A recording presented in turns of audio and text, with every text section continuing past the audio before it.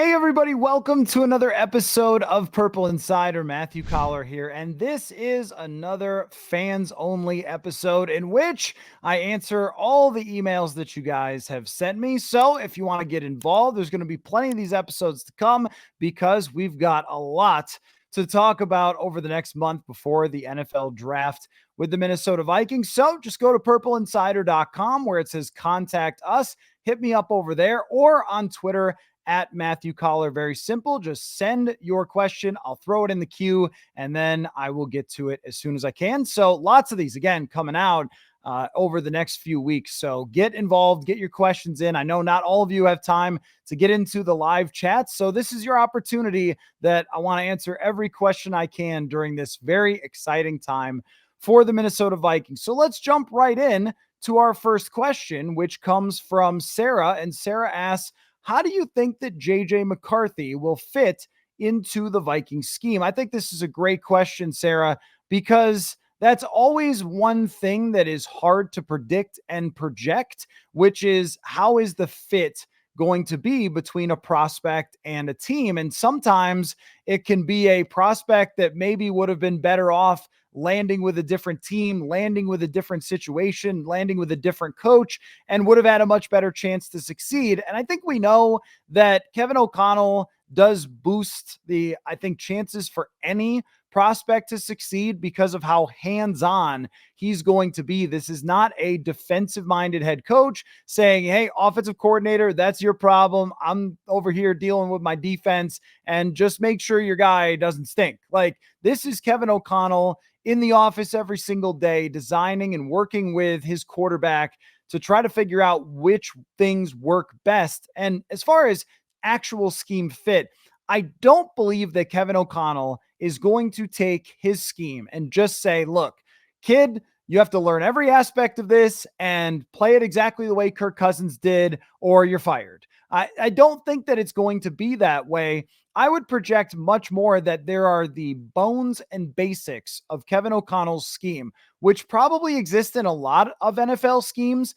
And then it's all about the details. So it's which routes does a guy read the best? Which defenses does he read the best? Which does he throw the best? Where can you put Justin Jefferson on the field to be the security blanket for your quarterback, where he's going to be able to read and react and know where he is at all times? Or if there's double coverage, then know where to go with the football after that. And reading getting checks and changes at the line of scrimmage, I think could be helped a bit by a veteran center in Garrett Bradbury, but it's also something that the quarterback is going to have to be comfortable with. And that's just going to they love to use collaboration, a collaborative process between O'Connell and his quarterback to be able to figure out. But in this case, I do believe that JJ McCarthy has distinct advantages over some of the other quarterbacks as far as a fit with Kevin O'Connell and with what the Vikings want to do. And that starts with two things. Number one, under center. Now, Kevin O'Connell is not a huge under center guy, but NFL teams still run under center. They run play actions. They run bootlegs. They run a running scheme under center. And when you look at the way that Aaron Jones has run throughout his career, a lot of it has been under center with the Green Bay Packers. The fact that they still have a fullback on the team in CJ Ham. They still have a second tight end that they paid a lot of money to in Josh Oliver that they're going to want to use. So that means a lot more under center than maybe some other teams would do. And McCarthy is the rare quarterback prospect coming out of college who has actually done that. I remember Kellen Mond trying to learn that in his first training camp, and it was a nightmare for him because he had just never really done it before. So McCarthy has a leg up there. And then when I listened to him talk at the NFL Combine, I was very impressed. And I think everybody else was as well, because you see what a good communicator he is. If someone is a little more on the quiet side or can't really explain what they need, what they're seeing out there, how things could be potentially changed to help them out, that would be hard on Kevin O'Connell because he's got to hear from that guy what he's seeing. He's the one with the football out there. That's a very important part of this. And I think McCarthy is good for that perspective to be able to communicate with Kevin O'Connell, get his point across, let him know what he's seeing, what he wants to do. And as far as like his actual skills, throwing the football, what I see is a lot of line drives, a lot of very hard throwing into windows where he's ramping it up and he's firing it like he's trying to throw somebody out at home. And there will be a precision element of this offense that he's got to get down, because it's really the kind of the opposite problem with Nick Mullins, who didn't have a strong enough arm.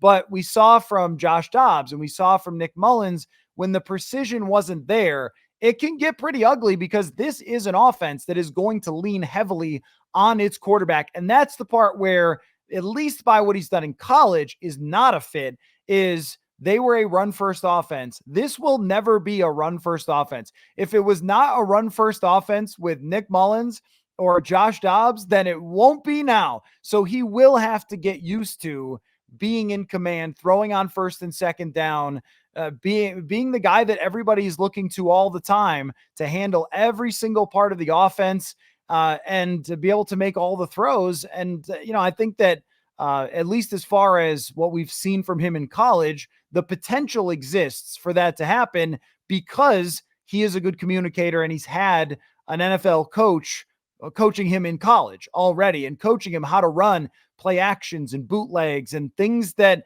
really work and translate over to the NFL. So nobody is ever a guarantee scheme fit, but I think that's why you see so many people mock drafting JJ McCarthy to the Vikings, is that you can see where he and O'Connell would be a pretty solid connection with each other for McCarthy to get into the NFL and grow pretty quickly. Roberto asks, Rick didn't get fired, Rick Spielman, after Christian Ponder. Do you think that Kwesi will get the same treatment? It really depends on how it goes, because if we go back in time and look at the Christian Ponder draft pick, within a year, they were in the playoffs. And even though Christian Ponder did not play well, you can look back at that game that he had to get them into the postseason. And then, of course, the Joe Webb thing happens and yada, yada, yada. But the game that he had where he got hurt to get them into the postseason, and that's something that Rick could hold on to as they went into 2013 and say, look, we're going in the right direction. We've got our young quarterback. He's just got to grow. He's going to get better. And when he didn't, it was also because they had the 32nd ranked defense. So it was very easy to point to the head coach and say, look, this is on the head coach. Also, he couldn't get his defense turned around. We would have been a playoff team still if they only had a better defense. So if you can mix in a coach firing to try to save your rear end, then yeah, you can survive for another year. But what Rick really needed was 2014. Because, well, it was not a playoff season for the Vikings. Mike Zimmer entirely turned that defense around.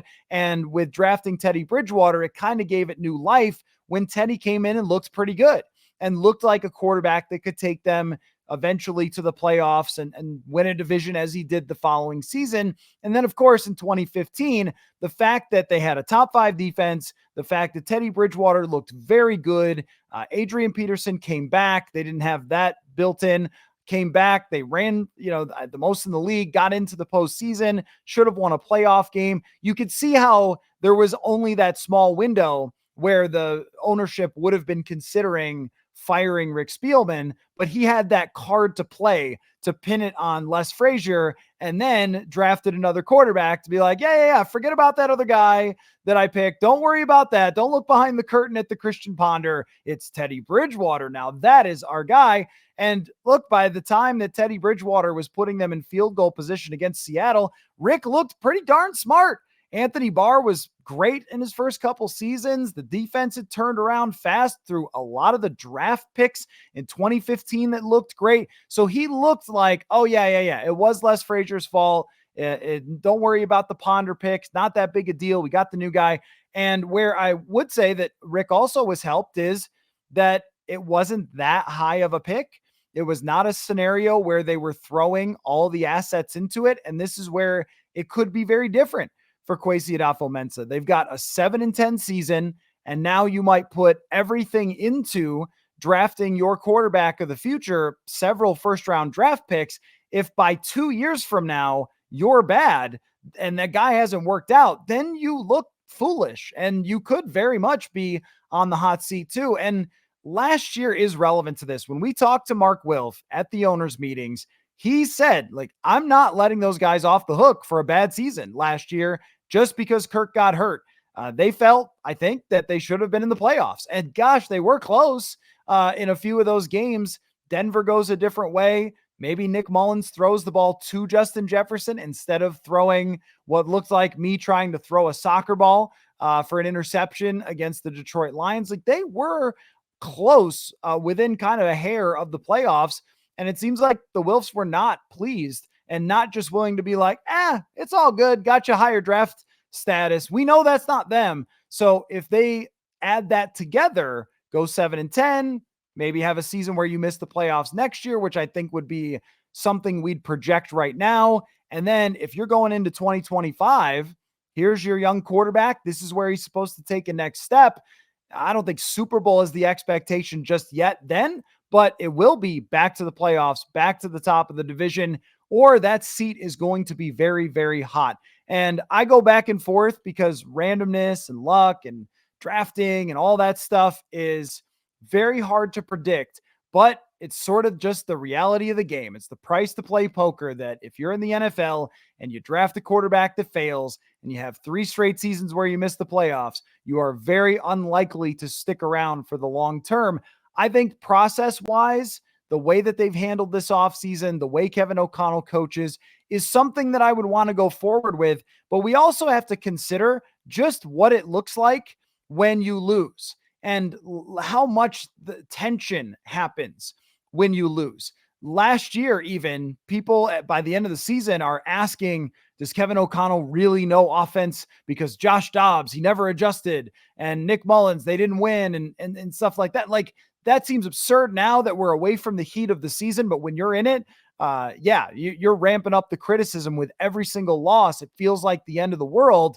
And how much would the Wilfs be able to put up with if that was still happening in 2025? I'm guessing not much. So to your question, I do not think they will get a second quarterback if this one fails. There will just be too much criticism that will ramp up, and the Wilfs will get too frustrated by missing the playoffs and would probably make a change. However, if they hit on this quarterback, Kevin O'Connell could be your head coach with his QB for the next 10 years. So it really is a helpless feeling in some ways, right? If you draft the right guy, he changes your life. If you draft the wrong guy, it could be miserable. And then somehow the 49ers fit in here into this entire mix where the 49ers drafted the wrong guy. They gave up everything. And yet somehow they still ended up in the Super Bowl last year. How often does that ever happen? I don't know. Well, once upon a time, the Rams traded for Trent Green. I think they traded him or they drafted Trent Green, thought he was going to be the starting quarterback.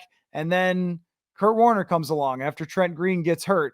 And, this can't predict ball sometimes. So it's very hard to look deep into the future. Most of the time, though, if you draft a quarterback, it doesn't work out after a couple years, everybody's going to be out.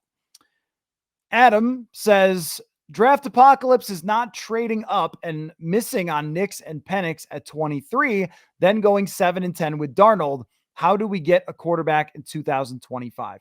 So, yes, that would be the worst possible scenario for the Minnesota Vikings. And this is why I believe that over the next few weeks, they're coming up with avenues upon avenues and scenarios upon scenarios to make sure that they do not get left out of this party without a quarterback. And there's so much to consider, so much, that they're going to have to try to find out about where other teams are going, which teams could draft a quarterback, how much they want at the top. Is it too much? And then what do you do? Like, this thing is just filled with intrigue. But if you got to the end of the draft first night and the Vikings did not have a quarterback, oh, wow. I cannot imagine that post-draft podcast that we would be talking about. Then what they would have to be thinking about is, A, can Sam Darnold actually get you to the playoffs like Baker Mayfield? That is not impossible, but in this division, it would be very difficult for Sam Darnold to get the Vikings to the postseason unless they had a lot of things go right. And if Darnold had a really big turnaround, but even the Baker Mayfield turnaround in a bad division only got the Bucs to 9 wins. There are not many examples throughout history of players like Sam Darnold suddenly becoming really good. Usually, if you're drafted high, then if you're actually good, you'll get opportunity upon opportunity and you'll come through at some point. So far, with Carolina, didn't really do that. There were shades, but not really on a consistent basis. Otherwise, they wouldn't have gotten Baker Mayfield and tried that route and not played Darnold until the end of the season. My expectations for him are, like you said, about 7-10. Then the pressure will be extremely, extremely high on them to get a quarterback. That's where, more likely than not, you're trying to look at someone like Dak Prescott. Because at least as of right now, Dak Prescott is not signing a contract extension, which puts him into the Kirk Cousins category. You're looking at veterans. You're looking at guys who have won games with their teams before and hoping you can find somebody who is better than Sam Darnold in the scenario that you're laying out, because I don't think you have time to draft a quarterback. If you go 7-10, if it's back-to-back 7-10 seasons, and then you draft a quarterback, you probably have 2025 and that's it. And it's very hard to win with a rookie. Are they going to run back Sam Darnold? Like, this scenario is the apocalypse, as you mentioned. It's bad. It is very bad if it ends up this way and they don't have another clear-cut answer. And then you're just hoping that someone else gives you their Kirk Cousins. And this is how Kirk Cousins ends up always kind of showing up, because it's hard to draft quarterbacks. It's hard to find free agents. They're not available very often. And trying to look down the road in the future, I can't think of too many other quarterbacks who are about to become available after next season, the way that Tom Brady once did, or even Matthew Stafford. And sometimes we're surprised by that, but I just feel like in 2025, it's a lot harder to draft a quarterback, and not always 5 or 6 guys who are good. Sometimes it's a one quarterback draft and that's it. And you can't really bet on that. So I guess my answer is I don't know. I have no idea. And I think all of you should hope that that doesn't happen. That is not a very plausible scenario, though, considering that they had a very good idea Kirk Cousins was going to go. They have had an eye on this quarterback class for a while. They've already acquired additional draft capital. It just seems that they're doing everything and anything to make sure that your apocalypse does not come to fruition. Midwest Schwab says the trade up could depend on Washington and who they take at number 2. Could Washington hint to the Vikings who they want so Minnesota knows to trade at 3 or 4? Do those conversations happen? Not now. Like, Washington is not calling the Vikings and saying, wink, wink, nod, nod. Hey, it's going to be Daniels. So you guys are good. Go ahead, make your trade up, because Washington's in the NFC too. So they would only do something like that if it would benefit them. And that's the part to consider, is on draft night, it could benefit Washington. Say if the Vikings traded up to number 4, then Washington can say, we'll trade back with you. So maybe there would be a discussion of, hey, Washington, we want to get up to number 2. If we got 4, would you swap 2 with us if we gave you an additional first-round pick? So that is the only situation where I could think Washington would show their cards, is say that they actually want JJ McCarthy, but they think the Vikings want Drake May. So then Washington says to the Vikings, hey, look, you get up to 4, then we'll give you 2. That's showing their cards that they don't want Drake May, and instead they want, maybe JJ McCarthy, assuming that's the actual order of things. I do recall believing Sam Darnold was going to be the number 1 pick, and it ended up going to Baker Mayfield. So we have been surprised in the past about the actual order. Everyone thought that San Francisco wanted Mac Jones, remember? And then they end up with Trey Lance, shocking the world. So they could take McCarthy number 2. McCarthy could end up at number 11. Like, we don't really know, which is what makes this whole thing so interesting. But that is the only situation where I could actually see the Vikings hearing from Washington about what they want to do. As of right now, they're going to leave the Vikings in the dark, because it gives them no advantage to tell the Vikings what they're going to do. And their hope is that they're going to see the Vikings in the playoffs someday. So they don't want to lend you a hand unless it really benefits them draft capital wise. because if they were moving from 4 to 2, getting an additional first round pick and the quarterback they wanted, then they're going to look like geniuses in Washington. JT asks, wondering where you would rank the Vikings offense in comparison to teams that have drafted first round quarterbacks in recent memory. Well, I just so happen to have the list in front of me. So let's take a look. Let's run down the last 4 drafts for how the Vikings stack up as far as their overall supporting cast that they can give their new quarterback, assuming that they get one. So let's start out. Well, Bryce Young, obviously, the Vikings are better. CJ Stroud, the Vikings are clearly better in hindsight if we go back. Let me phrase this correctly. If we go back to the moment CJ Stroud was drafted, no one would have said that the Texans were a good place for him. It just turned out that way. So in hindsight, it looks closer to even because of their coach, Bobby Slowick, who was really good last year. Nico Collins became a star. Tank Dell was good for them. Dalton Schultz was good for them as their tight end. Their offensive line is pretty solid and has some good players on it. They turned out to be a really good situation that we did not project. But I'll say that's close to even with the Vikings. Maybe the Vikings slight edge just because Jefferson is one of the greatest receivers to ever start a career so far. Slight edge to the Vikings, but fairly close with the Texans. Anthony Richardson, I think their coach fits well with him, but their wide receivers, their offensive line, just okay. Not exceptional in my opinion. So I would say the Vikings are better than that, but coach-quarterback relationship, very strong with Anthony Richardson. 2021, Kenny Pickett, the only first-round quarterback, not anywhere close to what the Vikings have right now. Matt Canada, their offensive coordinator, was in over his head. They didn't have a great running game. They didn't have a great offensive line. They had some receivers with maybe personality issues. So yeah, first receivers ever with personality issues, by the way, in Pittsburgh. But I don't think it was a great spot for Kenny Pickett with the offensive coordinator considered. They eventually had to fire him. The receivers are good, but not on the level of the Vikings. So yeah, easily better. Trevor Lawrence landed on one of the worst spots I've ever seen in his first year, and it's remarkable that he's even become what he is right now, considering Urban Meyer. The Jets, not good for Zach Wilson. The 49ers are the one I could clearly say were better than the Vikings 2021, bringing in Trey Lance. Did not work out for Trey Lance, but clearly great offensive line. Kyle Shanahan, one of the best offensive minds to ever be in the NFL, and receivers all over the place. Yeah, I mean, that was a great spot for Trey Lance. Just did not work out. Worked out for somebody else that they drafted and boosted the heck out of Brock Purdy. Justin Fields, extremely, extremely bad situation. A coach trying to save his job, didn't have much for weapons.